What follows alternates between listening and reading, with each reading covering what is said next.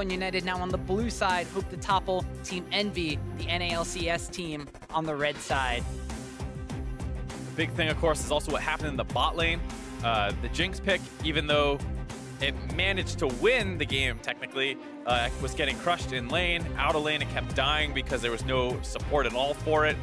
And it was basically on the backline divers of Rengar, Renekton, and Ahri to really win those team fights. So we'll have to see if Gold United reacts to that at all. This time they ban away the Camille, don't want to deal with it. And I mean, they seemed to do well with the Renekton pick into it last time around, but not looking for that. And this time they first picked the Varus. Now that they're on blue side, treating it almost like a little bit of an extra ban here. Yeah, so they steal that one away from Team EnVy instead of banning it away. And as you mentioned, the Camille off the table means that Seraph will not be able to pick that one for himself. Also, the Rengar ban coming through from Team EnVy. Did not like that one from Santorin, so they decided to take it off the table. The response from EnVy when the Varus was taken away was to play the Caitlyn. We'll see if they utilize the same thing here, but instead they go for the Rumble. The Camille is banned away from this matchup. They take the Rumble and the Zyra. GCU now gonna have to choose what they want to do about this. We saw the Renekton into the Camille. It's also a very strong pick into Rumble, and we saw a very good game out of Solo on that Renekton pick in the early game. Gonna actually opt into the Nautilus. First time he's playing it this series. Did play it a fair amount in the first matchup they played on Friday. Also Santorin playing the Graves for, I believe, the 4th time this series. I think he played the first 3 games, switched things up finally onto the Rengar there. Yeah. And then it got banned away, so he's got to go back to the Graves. And Solo's Nautilus been played 3 times so far in the promotion tournament. He's won every single game. So not surprised to see him fall back on that in this deciding matchup. But it will be EnVy taking the Caitlyn. As we mentioned before, the Caitlyn was the pick that they did when the Varus is taken away. However, they also get the Zyra with it this time around. And the big thing here is the fact that EnVy getting that Rumble and that Zyra secures enough bad magic damage for them to unlock their AD-based mid laners. That's why you see GCU banning out that Jace right now. Likely going to be a Talon ban for the last one. At the same time, Team EnVy did not like seeing Phoenix's Ahri. He played it extremely aggressively in the loss that he had on it as well, missing a couple charms, but this time around landing those charms, picking up a lot of kills in the early game, and even later in the game, always having good angles onto the backline of EnVy, blowing up Hakuho critically in that Elder Dragon contest. And now we see Team EnVy grabbing that Lee Sin pick for Lyra.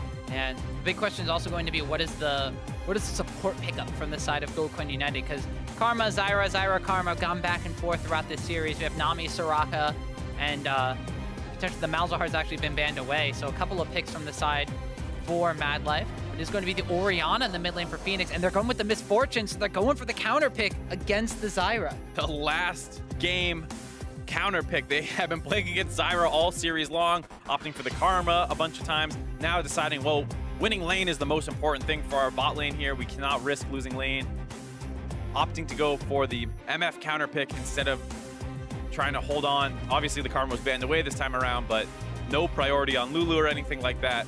Going straight for laning matchups. There you see Team EnVy, somewhat similar thought process, going for the Syndra into Phoenix's Orianna. There's a lot of magic damage on their side, though. The only real physical damage threat is going to be from Apollo's Caitlyn, so Gold United have picked them kind of into a corner here.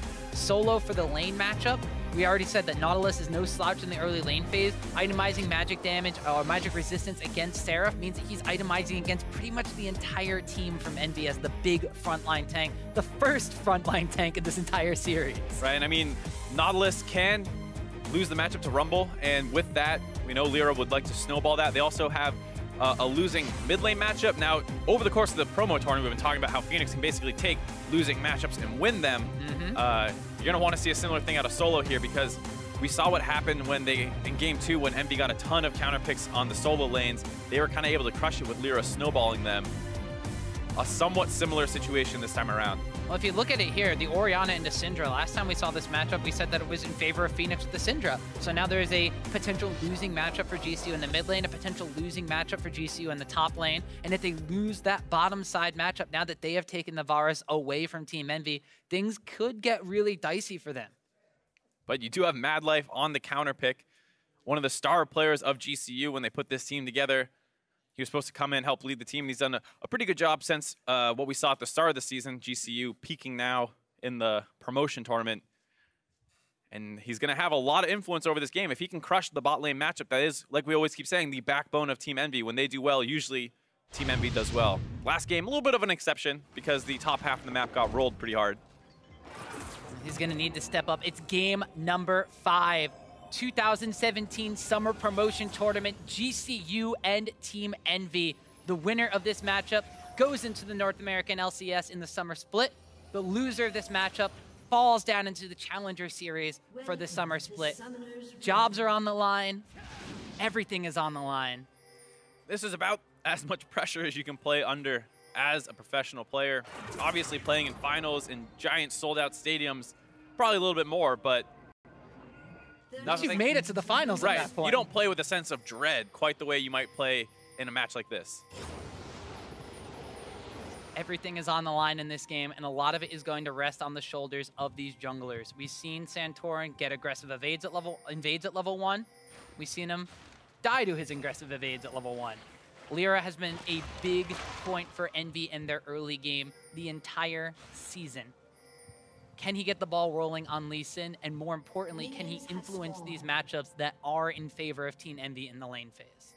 The other thing to look at is what GCU does level 1. We've seen some aggressive invades when they were on the blue side trying to walk into EnVy's red side jungle.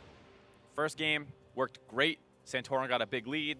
Second game, or third game when they did it, it got turned around. Santorin died early and spent the rest of the time trying to recover.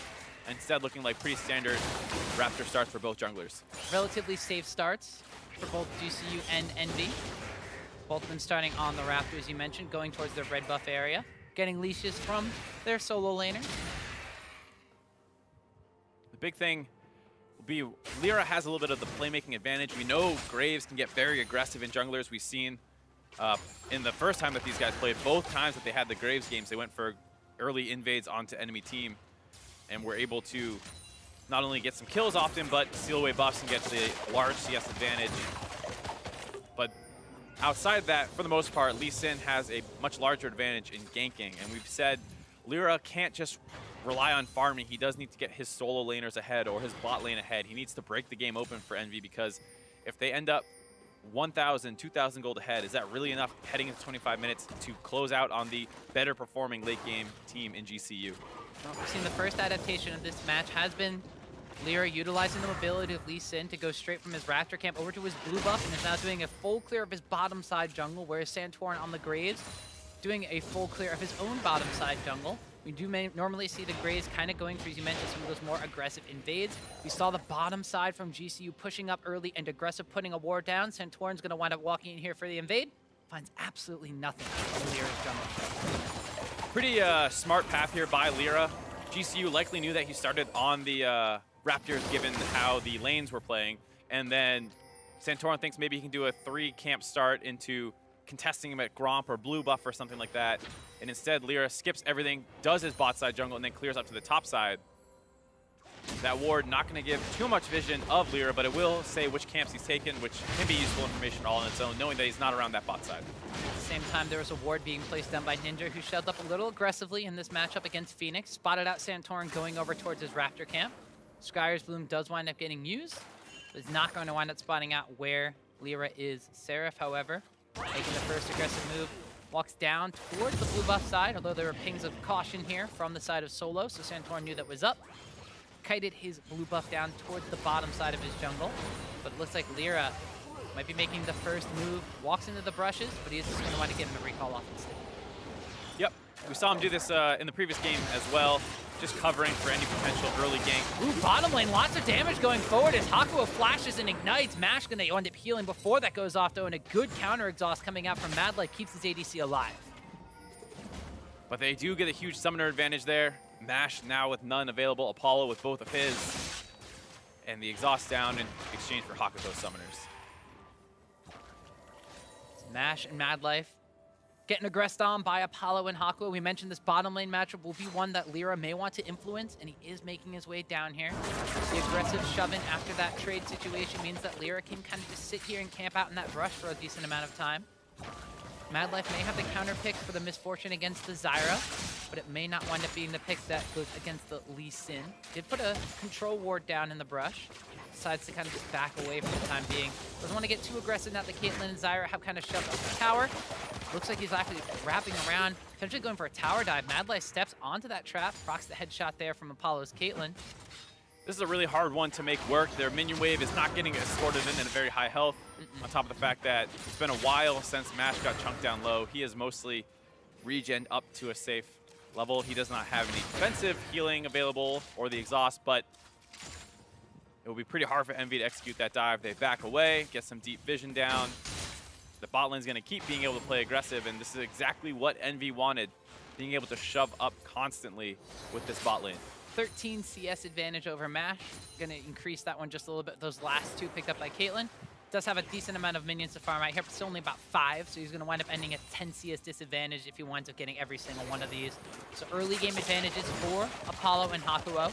Top side of the map seems to be going slightly in favor of Seraph, as he has hit level 6. Solo's going to hit level 6 as soon as these minions crash into his tower, and he gets those up for himself.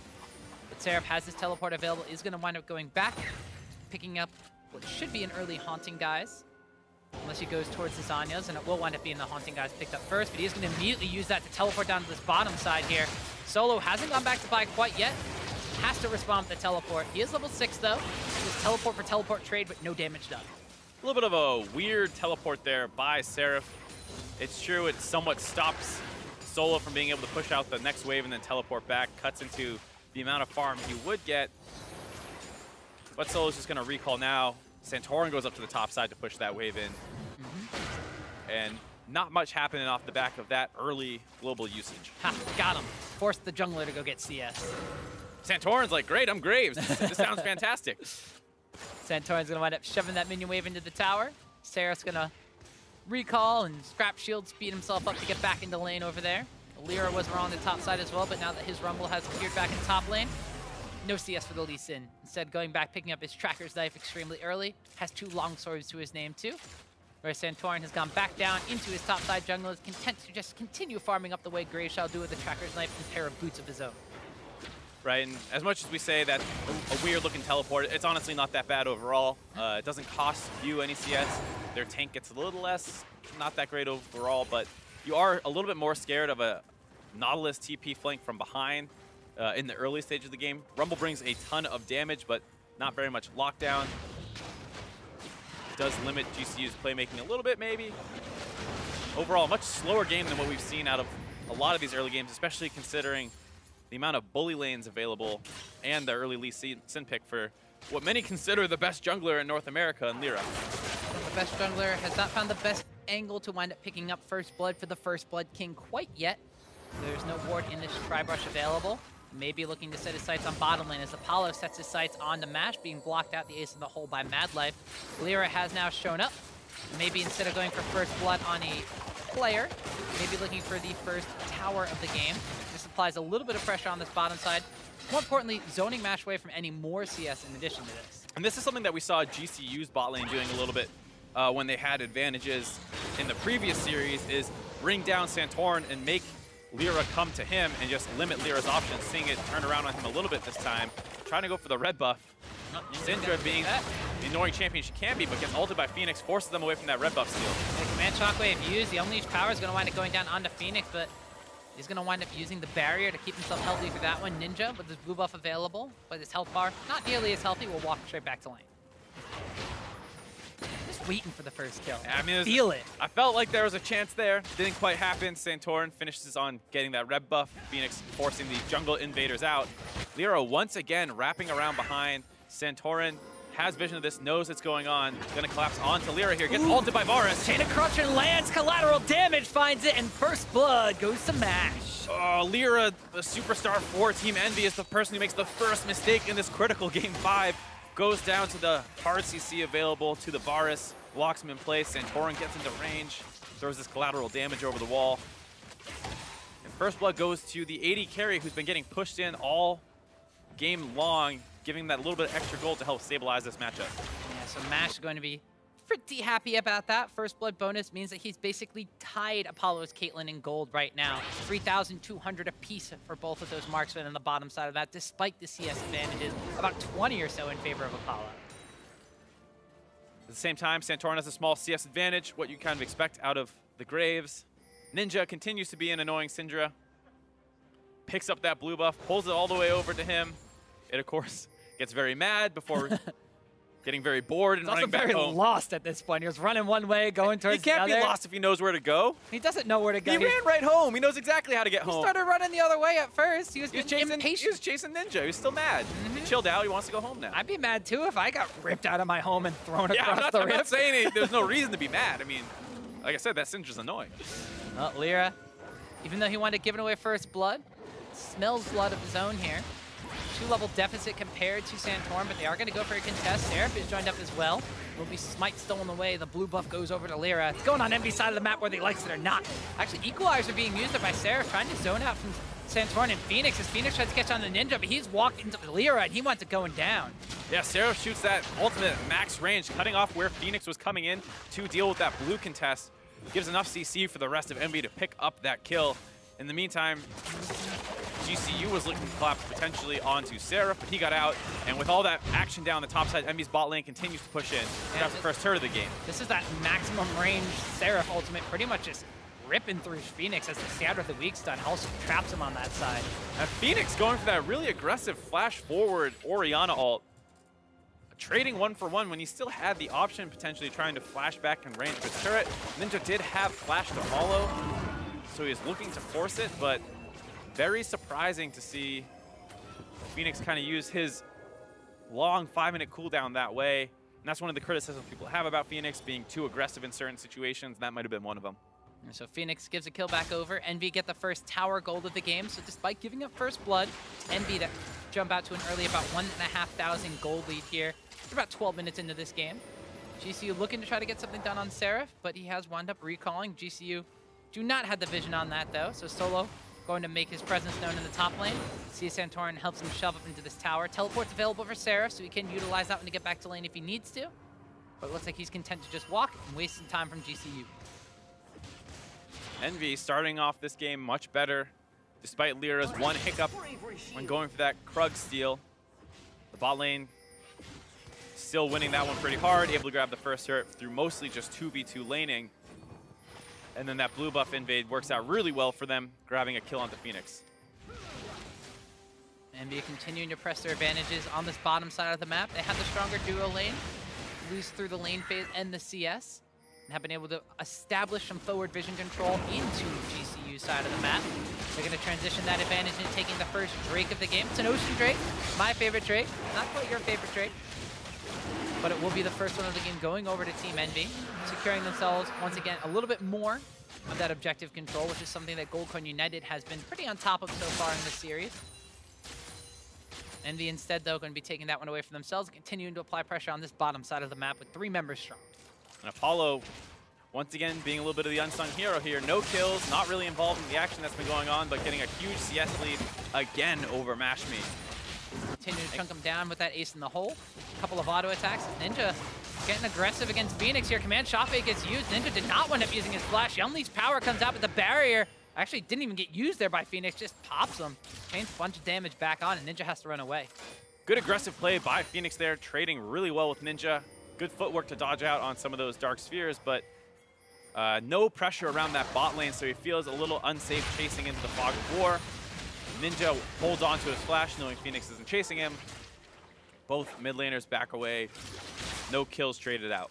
Meanwhile, the cavalry from the side of Envy arrived as Hakuo and Lyra made sure that Phoenix wasn't going to get an aggressive shove into that mid lane and shove the minions back against him instead. Solo on this top side of the map has kind of been holding his own against this Rumble pickup, but Seraph has gone back and completed his entire Leandry's Torment, so he's going to start dealing a little bit of extra damage to the tanky Nautilus, who has built up the Spirit Vision and Mercury Tread for himself. Sorry, Spectre's Cowl. Phoenix are going to get stunned up in the mid lane. That flash used aggressively. Now Phoenix is going to wind up going down. Equalizer did not tag an assist, but winds up getting used and forces the flash out of Mad Life. Now Lyra's shown up, and it's a double kill picked up for Ninja. Uh-oh, Envy starting to run away with this game. Find an opening onto Phoenix, who is still without that flash from that questionable usage earlier on. Mad Life comes in to try and support him, but too many members of EnVy there, and they pick up a 2-for-0 in the mid lane. So more kills piling onto EnVy's already gold lead. 2.5K is now what it has increased to. So they've given up first blood. They've responded in kind with 3 kills of their own. Still having dominating map pressure on this bottom side of the map. 27 CS advantage in favor of Apollo. Mid lane matchup 2-0-1 for Ninja after these kills picked up on Phoenix. A nice stun to start things off by Ninja there. Flash follow by Hakuho getting the root. Mad Life actually still on top of that. Zyra ultimate gets interrupted, so he cannot get a full channel off. Wouldn't have mattered anyways. No one close to dying on the side of EnVy, and he's still caught out of position there, killed off by Ninja. And things are not going that great for GCU, especially in the mid lane. We talked about Phoenix needs to be able to have a repeat performance from game number 4 if Goldcoin United wants to come out ahead and come into the NALCS. This time around, though, he is not looking so hot. It's a little past 15 minutes into the game, and he's down 1,100 gold compared to Ninja after picking up both of those kills. And Phoenix was a staple part of their Game 4 victory. It was the first game, or not the first game he was ahead, but the biggest lead he's had all series, and it was the biggest, most needed win for Goldcoin United to stay in that series. And he's still farming well. He will be relevant as the game goes on, but Syndra picking up these kills gets a big influx of gold, and Syndra can start using that pretty aggressively. You already see the Blasting Wand picked up after that Morellonomicon. Damage starting to get pretty high. Phoenix did pick up the early Negatron Cloak for some extra resistances against Syndra. Pretty common to see that as the Orianna player. Especially with Barrier, it is hard for Syndra to find a solo kill, but now you see how much more aggressive and up in Phoenix's face Ninja's willing to play. Meanwhile, the roaming ward and hit squad of Lyra and Hakuo make their presence known in the mid lane. Mobility boots picked up for Hakuo on the Zyra again. Lyra opting for the Ninja Tabby this time around. They continue to just run around, using those Zyra plants to scout out before putting down vision of their own to control where Goldcoin United is going to be able to safely farm on their own side of the map. And continuing to deny farm against Santorin in the bottom lane here. Meanwhile, Ninja goes aggressive in the mid lane, goes on a killing spree, dodges out on the collateral damage. Ninja coming up huge. You can basically attribute that to that Blasting Wand, that last bit of damage being what he needed to finish off Phoenix. And there, Ninja picks up a solo kill and able to escape with Santorin breathing down his neck. Those 2 kills picked up just a moment ago coming up huge for him. Now Ninja coming up huge for Team EnVy. What we've said was probably the weakest point for Team EnVy on the map is now 3-0-1 over the strongest point on the map for Goldcoin United. He's also taken down that tower and styled on him with this solo kill. Taking another look at this, Phoenix uses his ultimate to clear out the minion wave and pull Ninja back on the turret aggro. He takes 2 turret shots, but is able to finish off Phoenix. And then Santorin trying to clean him up. Not actually able to land that collateral damage. Would have been close anyways. But there you see Ninja getting that solo kill, helping his team take down that mid-outer turret as well. The only one left standing on the side of GCU is their top outer turret. Solo's been holding on here with his team falling apart around him. It's almost 2,000 gold advantage for Ninja against Phoenix in that mid lane matchup. 7.7 to 5.9. Solo, as you mentioned, has kind of been hanging on, but the towers and the advantages EnVy have gotten across the map means that that Rumble is still slightly ahead of him. He's now building towards that Zanya's Hourglass, has the Seeker's Arm Guard in his inventory already. We already talked about the completed Leandry Storm, just tick down to that percentage of max health damage against the tanky Nautilus. Bottom side of the map too, Caitlyn, still maintaining almost a 35 to 40 CS advantage over the Varus. Have gotten the Blade of the Rune King picked up for MASH, but this first pick takeaway from EnVy has not been paying off for Goldcoin United. No, still lost the lane matchup really, really hard. And you know, there was an interview that came out talking with Seraph about how he feels bad for Lyra that they're in this position, like the team's letting him down. But this time around, the rest of the team is kind of rallying around him. Lyra gave up that first blood in one of his few mistakes that he's made, and the rest of the team picked up the slack now. Everyone winning their matchups, and Lyra the only one with a death on the team. We did say that a lot of these lane matchups were in favor of Team EnVy, so while they are coming out at the 20-minute mark almost here with an advantage, it's not a surprise. What we expected was Goldcoin United to try to stem the bleeding and mitigate the amount of advantage that EnVy will have coming into this mid-game. They've already wound up winning out in the phase we expected EnVy to win out with, and the question still remains, how does EnVy go from 20 minutes back into the LCS? That is the big question. We talk about how it feels like they need a certain amount of gold lead to break through that kind of EnVy late game threshold where they've built themselves enough of a buffer that they're less coordinated play in the late game is still able to win. And it feels like they're pushed up pretty close to the maximum amount of that threshold at 4,000 gold almost 20 minutes into the game. They have gotten themselves 2 dragons, though, which means that they are stacking up another objective and denying something from Goldcoin United. A cloud and an ocean. Not the best for combat, but still the best to control the map, which they have been doing extremely well. Lyra and Hakuo bouncing between different sides of the map, continuously clearing out and applying vision control. Now rotating up to this last outer tower on the map for Goldcoin United, joining up with Saris Rumble. Been pushing them willing away on this one for a while, and then finally get their 3rd tower. Break down the last outer turret of the game. In the meantime, Apollo holding onto this bot turret by himself. Madlife looking for an angle, but Ninja working his way down to cut this one off. Madlife takes that blast cone out of the wall, avoiding the relatively pretty fed Syndra, who is going to be a menace in this late game. This is one of the times I'm sure Goldcoin United's very happy they drafted a tank. If they were with one of their all squishy comps, having to deal with a fed Syndra at this point in the game, a much more risky proposition. Well, that tank in the top lane has actually gone, after picking up the Spectre's Cowl and Merc completed a Frozen Heart. So itemizing for armor first. There's a Syndra Rumble and a Zyra on the opposite team, so going for that Spirit Visage next. He has an additional Ruby Crystal in his inventory. Looks to be the way that Solo wants to go about things. Tanky frontline has been missing pretty much from this entire Best of 5 series. So Goldcoin United, they still have that as their late game team fight frontline. They still have that as their late game team fight threat. Although from the side of Envy, they've already gotten 2 Leandry's Torments. Once they start building some magic penetration, it's going to be really difficult for Solo to survive an onslaught coming out from 3 very powerful magic damage champions. The immobile Varus, not the most fun thing to play against. A Rumble who can just kind of drop that ultimate down on top of you. As you try and chase forward, you have to be worried about Syndra stuns, Zyra roots, or Stranglethorns. A lot of zone control here for Team EnVy. GCU do have a bit of wombo combo potential. They can pull in everyone with the Shockwave layered on top of Madlife's AoE damage, with Varus throwing some in as well. They can, of course, take any team fight, but now down 5,000 gold, it's getting harder and harder to find that team fight. Goldcoin United are going to be struggling to hang on and wait for that team fight. They've had some pretty high expectations on them from basically the get-go of the Challenger Series. A lot of people said this is going to be the Cloud9 Challenger of the Spring 2017 Challenger split. It took a little while for them to get going, just like it took them a little while to get going in this series. Tied up 2-2 apiece against Team EnVy. A lot of people are expecting them to be promoted into the LCS, but EnVy at the same exact time, while people were expecting them not necessarily to be the strongest team, didn't necessarily expect them to be in the final match of the promotion tournament either. After a disappointing NALCS season, maybe, but on paper, not necessarily. Right, and of course, a lot of that does come down to the fact that Lyra has been a monster. A little quiet this game, but EnVy still finds that 5,000 gold lead. Now it's about moving around the map, securing vision control, driving those objectives when they can. Counter jungling.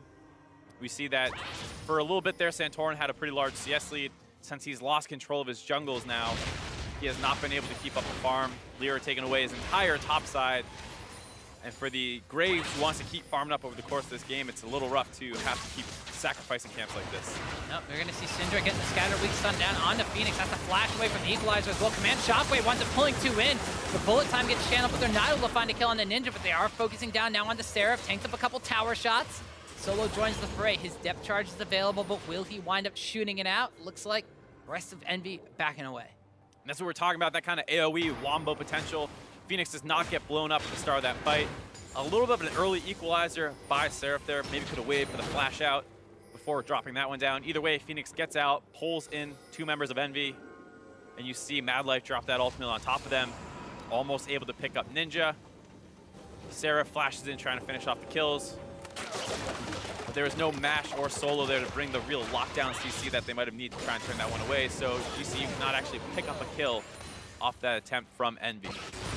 I saw GCU making sure to ward up the Baron pit so they didn't get surprised by a Baron attempt rushdown from Team EnVy. At the same time, though, EnVy buying time by canceling their recalls, letting Seraph push up to this bottom lane inner tower. They're now transitioning that vision control from the top side back down to the bottom side since the jungle has respawned.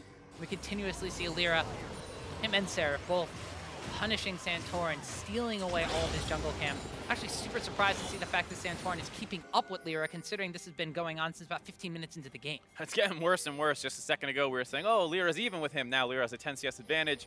5-10 minutes ago, it was Santorin has a 20 CS advantage. So you can see him struggling to find farm as EnVy continue to kind of strangle away his camps. And EnVy does have a little bit of a power trough here with the Caitlyn pick. Getting her IE now, recalling again, picking up a second Zeal item. Slowly coming out of it. Tends to happen around that 20-minute mark, but they have good late game scaling here. The problem with EnVy was usually not the champions that they were selecting in the late game, but a lot of the time how they were performing on them. GCU was looking for a pick off there, scouted out by Scryer's Bloom. Plant-based champion utilizes the plants to make sure that she does not get caught, but still has to burn her own flash as she goes to clear out the ward that the plant revealed. A little bit of a misstep there by Hakuho. He knew that they were in the area. Was assuming, I guess, that they had backed away after getting spotted out. They had not when he walked forward, forced the flash away. Now Lyra being the one to move in first for this vision control. But GCU, if they keep holding on, if they stabilize from here, this game goes late, their team comp also scales extremely well. Obviously, MASH in an auto attack fight won't be able to keep up with what Apollo is going to be dishing out, but the team comp of EnVy is not nearly as tanky. So if he's able to kind of land some piercing arrows through multiple members of that team, he'll be doing a lot of damage to them. An auto attack fight is not exactly what GCU want to wind up going for. It's Phoenix going to get caught out here. Zanya's Hourglass there from Sarah. Phoenix is taken low, and the kick comes in from Lyra to pick up a kill onto him. Now MASH gets tagged up with the Sonic Wave.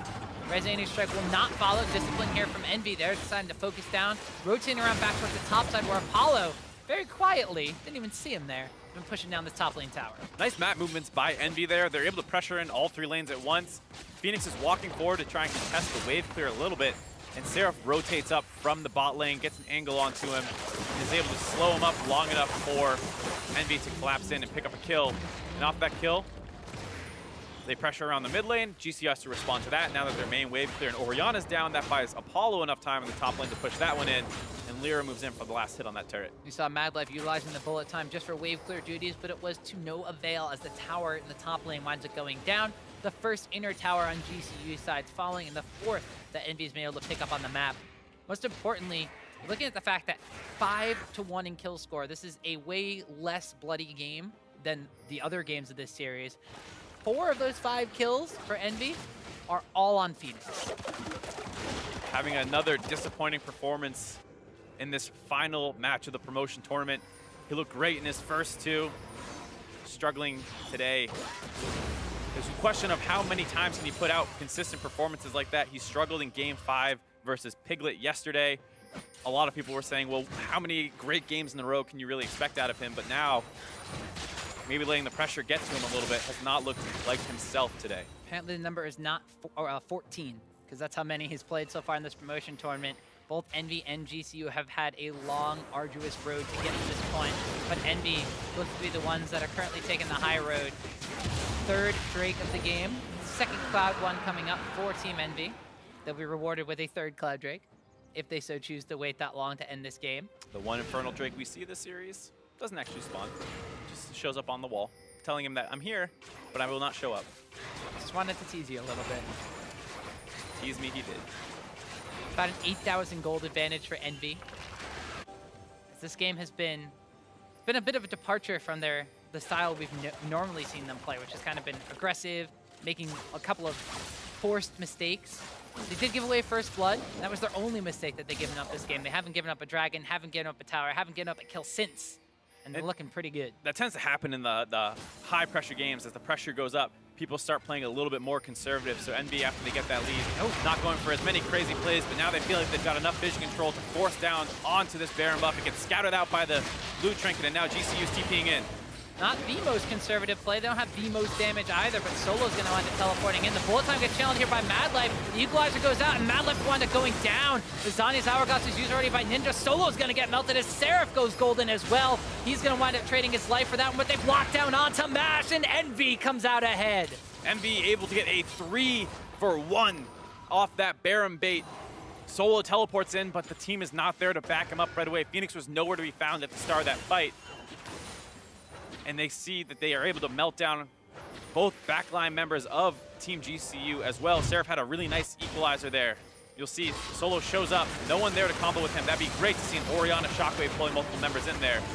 But he's nowhere to be found. He was getting zoned away by Phoenix. Phoenix is able to get that cleanup kill onto Seraph, but he had already done a great job that fight. Like I said, chunking out Mash Me, getting him extremely low, and that's why they're able to chase down, get that cleanup kill onto him. And now, after that, when they go right back to it again, forcing around that Baron buff, the members of GCU have not yet responded. It's going to be hard for them to find any opportunity to take this one back. Going to be a free Baron for Team EnVy 30 minutes into the game. The Caitlyn trap wall preventing anybody from GCU from contesting. That is going to be Baron buff over to Team EnVy. 11,000 gold advantage. Every time Baron buff has been on the side of Team EnVy, they've utilized it to crack open the base of their opponents this series. GCU, they're going to be fighting a very, very long uphill battle to try to make it into the LCS at this point. Last game you're going to play for a while, though, so you may as well give it your all here. They still have some good wave clear available. They have scaling. If they're able to hold on to this net inhibitor turret line, that's a fine job living through this Baron buff. You can give up a couple of these last inner turrets. EnVy will probably be able to secure those. It'll give them a couple more 1,000 gold, but at this point you're already so far behind, you're just trying to stall out for as long as you can. So EnVy with this Baron buff executing a 1-3-1 setup again. Interesting though is this time it is Syndra, who's not the best split pusher. Rumble, who's alright at it but has no teleport. And then Caitlyn, Zyra, and Lee Sin, who are now rotated down to the bottom side of the map. So Caitlyn has become the one as the three move down to the bot lane with Ninja as that minion wave, and Syndra connect to take down that tower.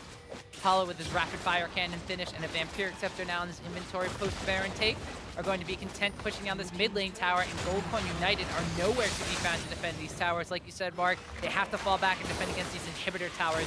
Contesting the outer towers could potentially be promotion tournament ending. Yeah, a lot more angles available for flanks. You can easily get wrapped around behind.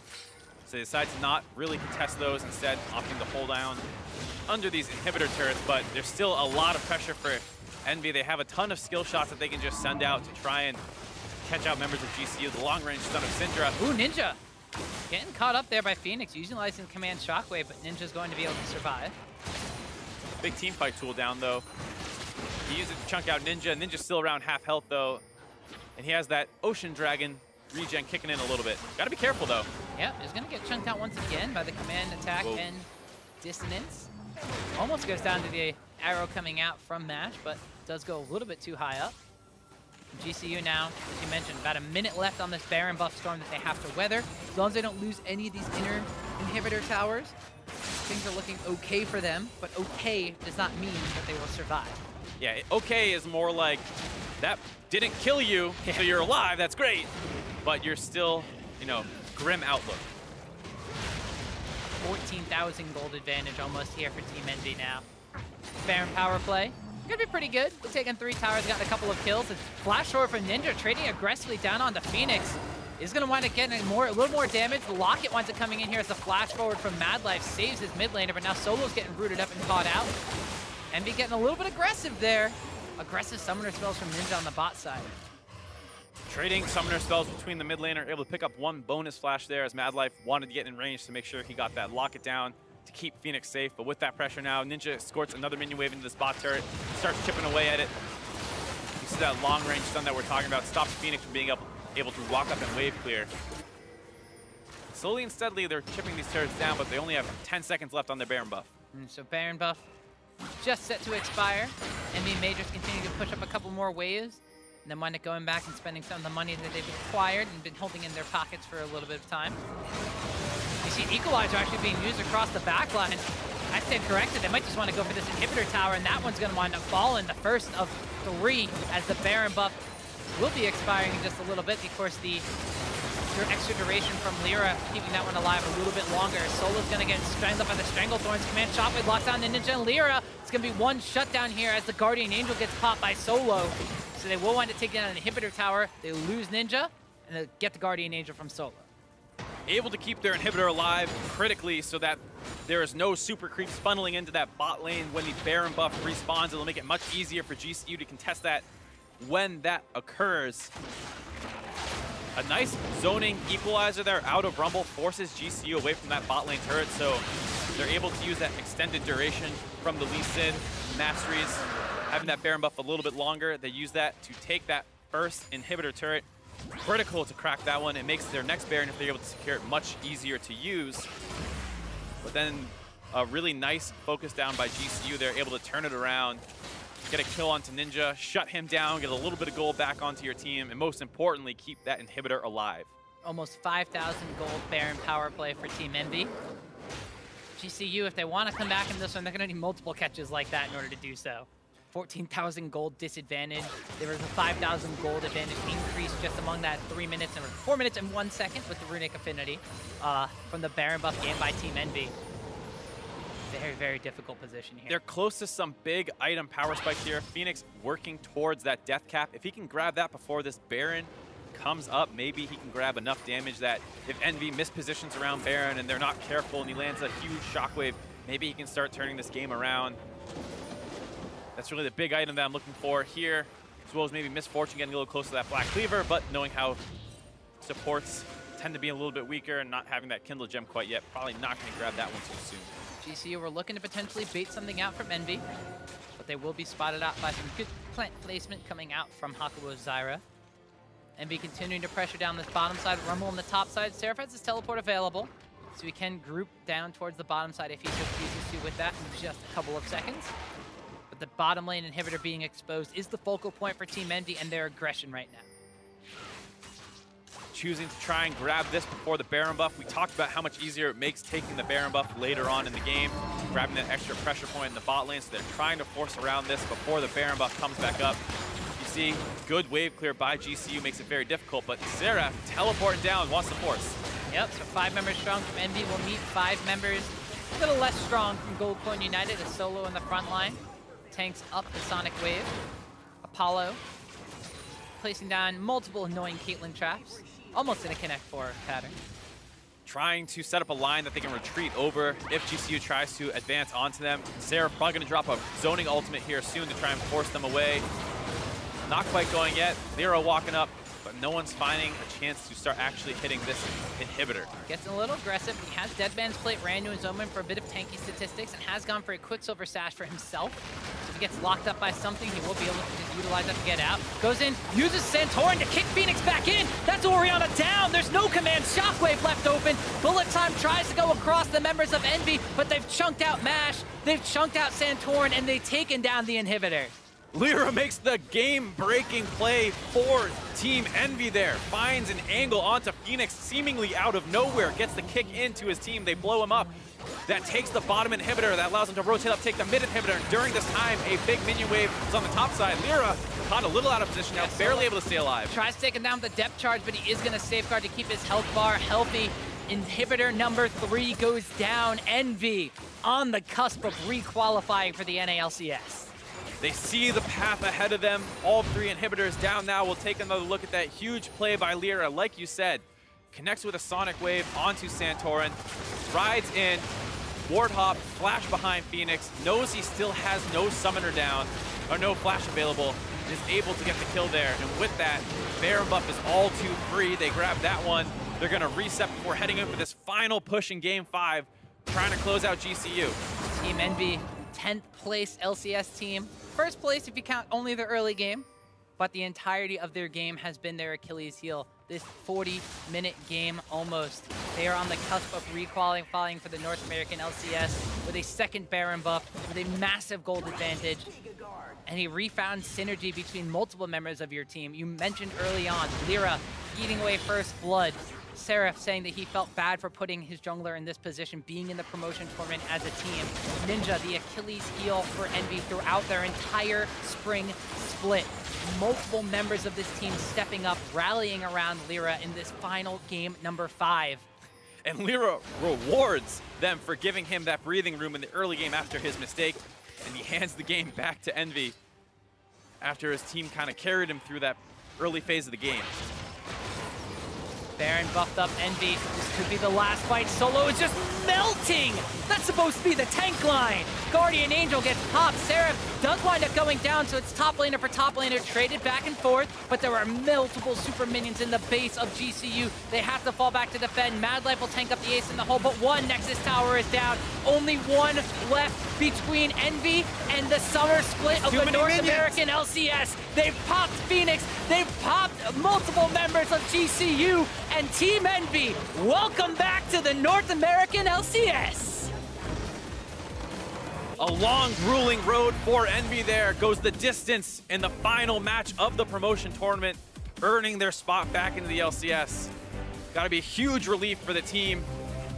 You see the Org coming up behind them, congratulating them on a hard-fought victory and a very tense Game 5.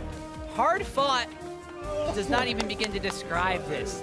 Full 5-game series against Goldcoin United, coming back from early game deficits, shaping up their objective control, working together as a team when their superstar jungler fell behind. Team Envy earned this spot. Right, I think this is a time that you can say the team really did play well. Ninja had a good series overall, not just a good Game 5. He was able to bounce back from a lot of the problems he was having earlier on in this tournament. It was a huge part in why they were actually able to win this series, limiting Phoenix's effectiveness. See, pretty happy for the team there. That had to be a very tense situation. You heard them talking about before, not wanting to fall behind in these kind of matches because the amount of stress that comes with it. Lost Game 1 again, but did bounce back. Goldcoin United, hard-fought battle against Team Liquid, press them to 5 games. Go up against the other NALCS team in this promotion tournament. Hard-fought 5-game series. They won the North American Challenger Series against United when they were not favored. They came into that one the underdogs. They beat them there, but they are unable to qualify for the North American LCS this time around. Yeah, you saw stoned face Mad Life. He was talking about how he did not want to have to compete through the Challenger Series again. But Goldcoin United failed to qualify into the LCS. Will be back in the Challenger Series in summer. It's a very tough loss for them there. Got to feel bad for them. Definitely, considering that they've played potentially the most games this entire promotion tournament, 14 in total, 2 full 5-game best-of-5 series, a 3-1 victory over Envy on Friday, but they fall to him here 3-2. And it was just basically the fact of, you mentioned before, how many consistent performances could Phoenix have in this promotion tournament? He faltered in Game 5 against his former teammate in Piglet in the mid lane in Team Liquid. He faltered in Game 5 here. 1-6-3, 6 out of the 14 deaths at the end of that game. And it's tough to put it on Phoenix because he was carrying such a load earlier on in the tournament that he was the reason they're winning a lot of their games in their series. You have to look at the bot lane as well. For the most part, Apollo and Hakuho were getting the better of them over the course of this series, and that was a big thing that changed from Friday's matches, where Apollo and Hakuho were doing fine, but they weren't crushing the early game quite like you saw in games 4 and 5, where they had 30 CS advantages. Yeah, and well, overall, Envy pretty much just stepped up in that last game. Seraph was holding his own in the top lane against Solo, making sure that tank Nautilus did not get out of control and was not the biggest, beefiest front line as possible. And Ninja in the mid lane stepping up massively for Team Envy. Right, I mean, it was a slow early game compared to what we're used to seeing.